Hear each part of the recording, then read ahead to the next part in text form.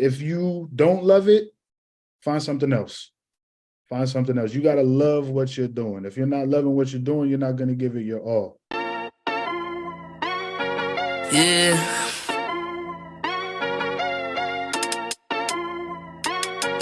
Yeah. Look at me. Bench Mob, they're speaking the facts that you wanna hear. They rep a jersey, the vision is clear. Diamonds glisten like a chandelier. You know what I'm here for, like Marshawn Lynch. At clutch time, we do not flinch. Real brothers, we do not switch. Hit home runs with the right pitch. Who run the city? What to do when they hating on you? I feel like Kobe 2010. Taking an L, all I need is a win. Business is business, you know how they go. You playing the seats, now it's time to grow. Tuning now, gotta be in the know. Showtime, bitch, my butter blow. I ain't seen from now. Bob, you was really, I was trying to tell you.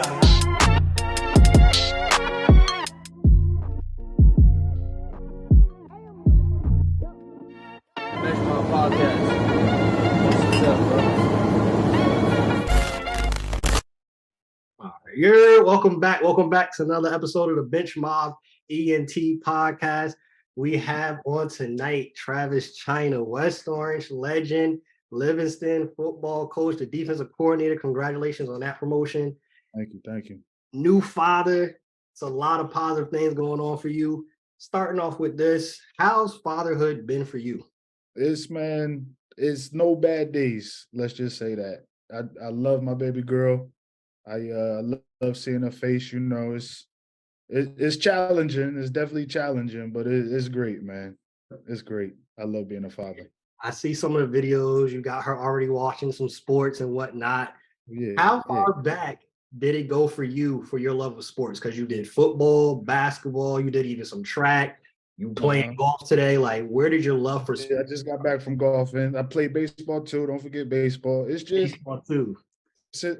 I don't even remember, honestly. My mom and dad, they always said I had a ball in my hands when I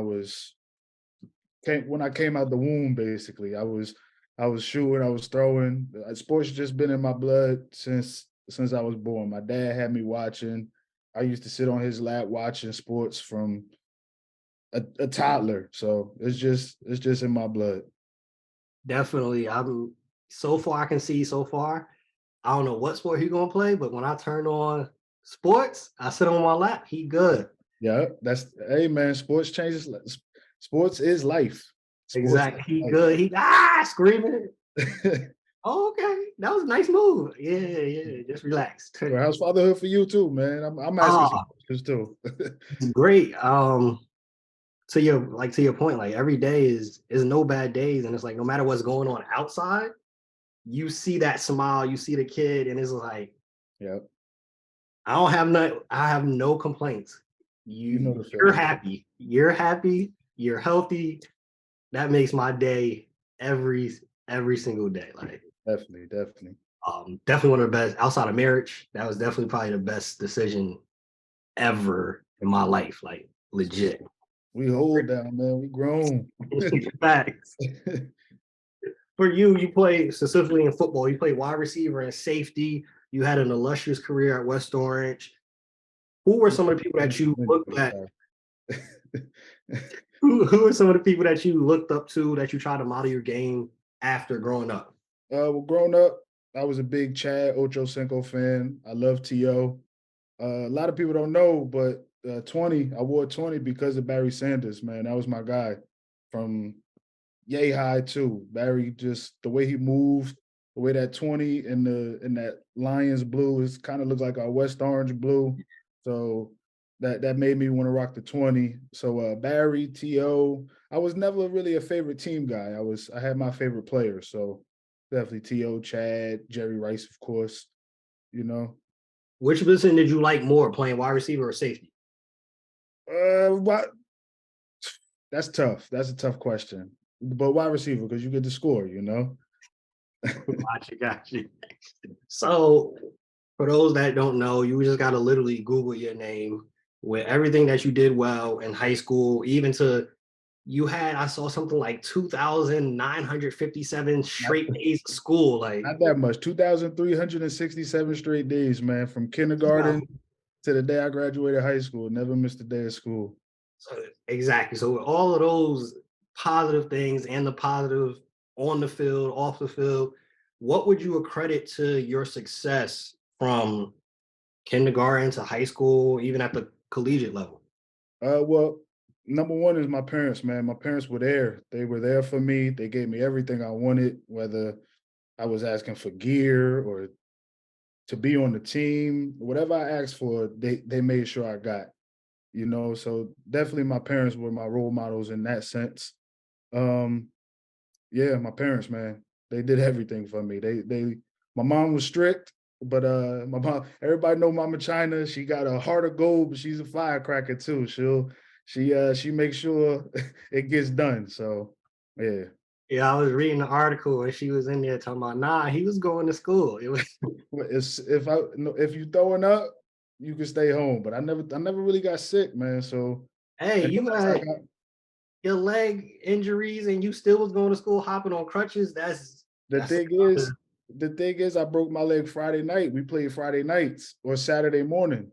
So I went to the hospital, got casted up, and I was in school Monday morning. I broke my leg actually twice in high school and once in middle school. like I said, that's a different level of dedication. I know I'm staying home for sure. As I got older, I was like, I might as well just finish it, man. Yeah, you didn't even do senior cut day. Uh, I was there. That's different. I was there. I might have went I to the think bubble. I think I remember that too. I was in school and the parking lot, the article talking about was pretty empty. It was pretty empty. I remember that. And I My remember Dodge actually seeing you Neon at was there. school. I remember seeing you at school. And I was like, back then I'm like, why is he here? I thought it was senior cut day. Now Not for knowing. me. Not for me. I got days to get. So you transition into being a coach. What factored into that decision of being a coach? What inspired you to actually do that? Because a lot of people you know personally are really good at the game, but they aren't good at coaching. They don't have the desire to coach. What was it for you?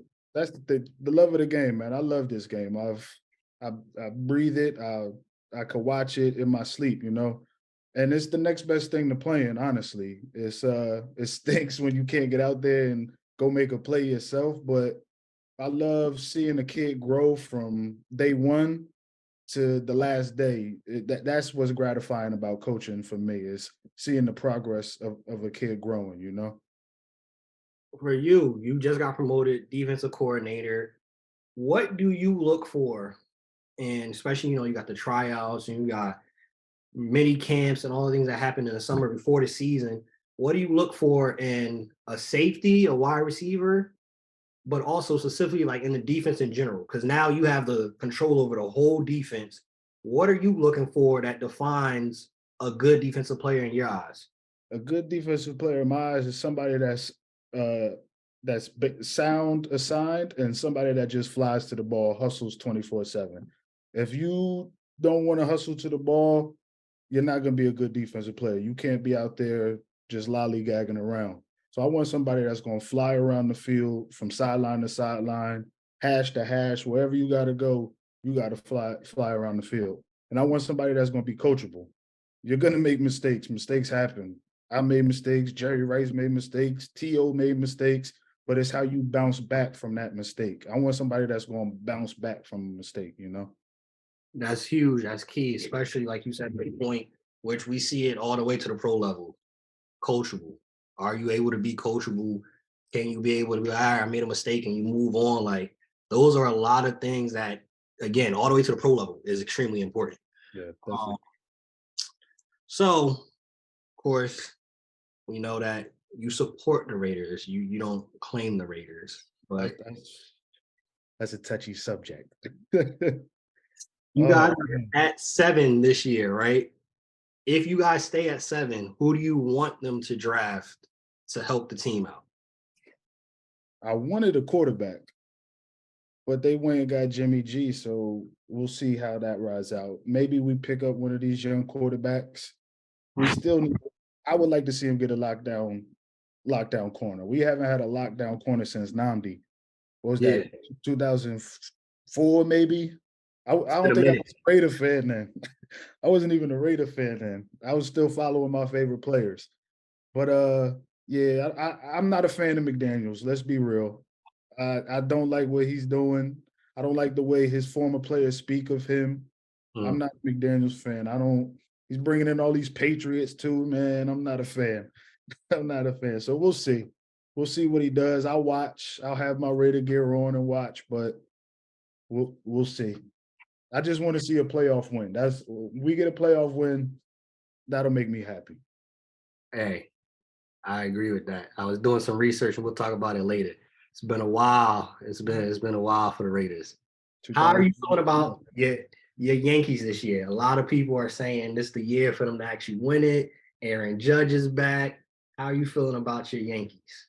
Judge is definitely going to do his thing, but every year they say this is the year. This is the year.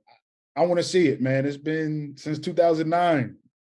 2009 they haven't won a World Series. So unless it's World Series or bust for the Yankees. So once the playoffs get here, I don't care what they do during the regular season. I don't care if Judge hits 100 home runs. He got to hit 30 in the postseason. So that's where it matters, especially with baseball, man. They play 162 games. That's a long, long season. So it's probably the only sport where the regular season, it matters, but it doesn't matter as much, So once they get to the playoffs, they better get to that World Series and win it. I want 28. Nah, it's definitely World Series or bust. They're starting off pretty good so far, but like to your point though, it's a 162 game season. Long season. I've been doing this pretty much every year. Like let's get to the championship. Let's get a World Series. For you, right? If you had to give advice to an inspiring athlete, what advice would you give to them? Work hard. That's as basic as it gets, though. But if you love it, go after it, man. But if you don't love it, find something else. Find something else. You got to love what you're doing. If you're not loving what you're doing, you're not going to give it your all. So love it, and live it and breathe it. I want to ask this. I forgot to bring this up. Now that you're the defensive coordinator, right? Do you choose what type of defense you guys are going to run? What type of format? What style? Like, and if you do, what type of defense do you want to run over at Livingston? Got you. Well, yeah, I'll be making some decisions with our head coach too. He's got the final say. The head ball coach always got the final say. But I would like to run multiple defenses, especially in high school. It messes with offenses. I just want guys that's going to fly around, really. And once camp gets here, I'll get a better feel for who our personnel is and what we're going to run. My job is to put these players in the best positions to make plays. So that's what we're going to do. So once camp gets here, once the pads get going, everybody loves 7-on-7 these days, and 7-on-7s are good, but that's not football. It's not football. Once the pads get on and we see who the football players are. Yeah, no, it's different. I play good in 7-on-7, but I know I'm not putting no pads on. For real. Pads turn to basketball players. It's turned people to a lot of basketball players. My mom didn't allow me to play, but if I got the chance, I wouldn't. I don't think I would. It would have been that first time across the middle. I'm good, coach. Not for everybody, man. It's not for everybody. It's the only sport.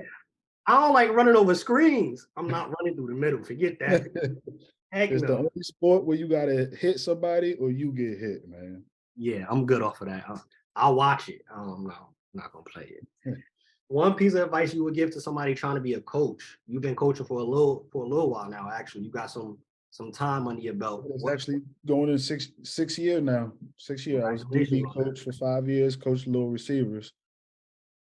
But what piece of advice you give to coach? That's a good question. Game plan, study film, know your personnel, and just the same thing as playing. You gotta love it. You gotta love this game. If you don't love this game, you're not gonna be the best coach you could be.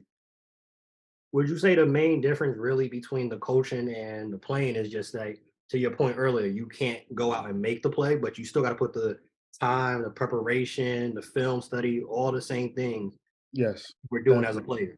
Definitely, you got to make sure. Well, as a coach, it's more because you're in charge of all 11 on the defense. If I'm a player, I mean, yeah, I want my team to succeed, so I'm gonna push them. But as a player, I'm focused on what I'm gonna do, on that certain play. As a coach, you gotta be all 11. You gotta make sure they're all on the same page. That's true. That's true. Fourth quarter. This is the fourth quarter segment. We end off the show with a couple fun questions. First one, we ask every single guest, what's your go-to meal? What's your favorite thing to eat? Oof. Gotta go with mama's mac and cheese, man. Baked mac and cheese, with some collard greens and fried chicken. We're going That's my go-to meal. classic meal. Got to, man. If I've got to call mom and say, "Mom, make a meal for me," that's what's going down. Best teammate you ever played with? Oof. What sport? We'll do football and basketball. Football and basketball. That's tough. That's on the spot. We Yeah, talking best player or best teammate? we'll go with best player. Because Best I know you played with a lot of, so I want to hear this answer. You so played with many a lot. people, man. There's even in college, there's so many good players. I played with a 3-time All-American. My boy Freed this guy had 6 packs on his back, man. Freed was a beast. K Will was a great running back, but that was college. High school, I played with John Arnold, Caleb Smith was great, Scotty. I mean, the list goes on. Ben Bursaquai, he had 1,500 rushing yards. There's so many. I can't narrow it down. I really can't. That's tough. Best player that you ever played against? Against probably Tahir Whitehead, who he played at Westside and he played in league for a little bit. He got drafted by the Lions. He that whole Westside team, really. Carlos Cox from that team was filthy. Baskerville, that Westside '08, that was the best team I played against. They had a bunch of players, man. Like I said, you played against and you played with a lot. I remember my pops before I got to high school going to the games. Yeah, your time when you was there, it was a lot of talent there. Lot, man. It's different. It's so different from these days, man. Oh no, So different. it was complete. Even once I got like in high school, like that sophomore, junior year, it was different. Like the whole energy, like when you were in it, it was kind of like a college field.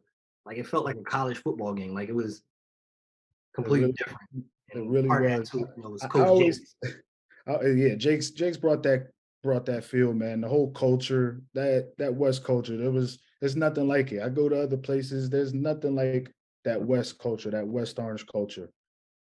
Yeah, shout out to Coach Jakes, man. That was a good time right there. For real. If you had a chance to go to any sporting event, you got the best ticket in the house, whether it's a football game, you got the 50-yard line, courtside seats. If you could choose any sporting event, past or present, which event would you go to? That's a good one. I would want to go to the '83 Raiders Super Bowl on the 50-yard line. The last one they got. I need to see the Raiders win the Super Bowl, man. That's the last one they got. I think that was against the Vikings was in '73. I think that was against Washington. '83 Super Bowl on the 50-yard line right behind that bench with Marcus Allen and that squad. Got it. Speaking of, so in your opinion, what do you think will happen first? Yankees winning or the Raiders winning? Yankees winning. Yankees winning. Come on now. All right, That's too easy. we gonna get you out of here with two more star bench cut. Troy Polamalu, Ed Reed, Brian Dawkins. Start bench cut. Oof. I'm starting at Reed.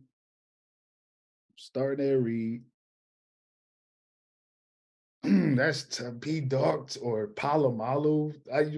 How do you bench them? How do you cut them? How do you Palomalu, I think Palomalu was more versatile than B Mhm. Dog, so I'm gonna go with him on the bench.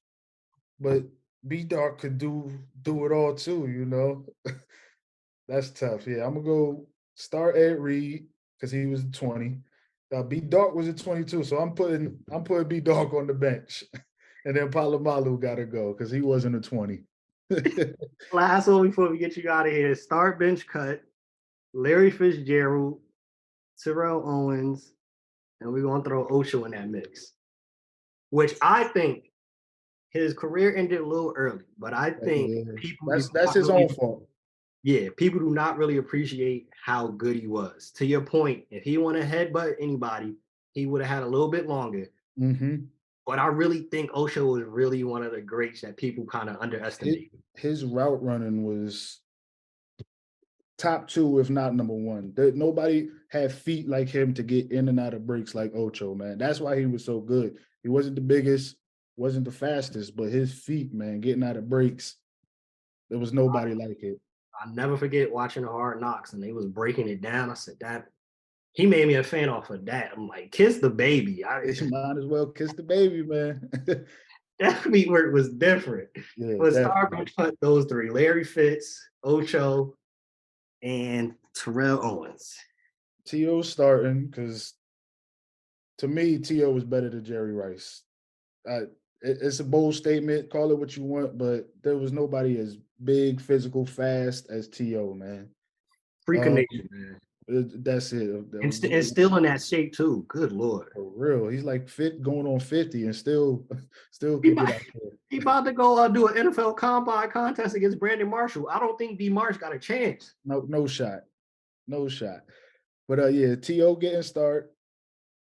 Larry's on the bench. And sorry, Ocho, you my guy, but you're not better than Larry and T.O. I love Larry did the dirty work, man. Larry blocked. Larry was a great team guy. You can't not have him in your locker room. Facts. Everybody raves about Larry Fitzgerald, and you saw it on the field. Most wide receivers don't block. He was doing everything. Everything, man. Whatever y'all need for us to win, I'm doing it That's a high character guy. You gotta have him in your locker room. for sure. Thank you for taking time out of your schedule, hopping on.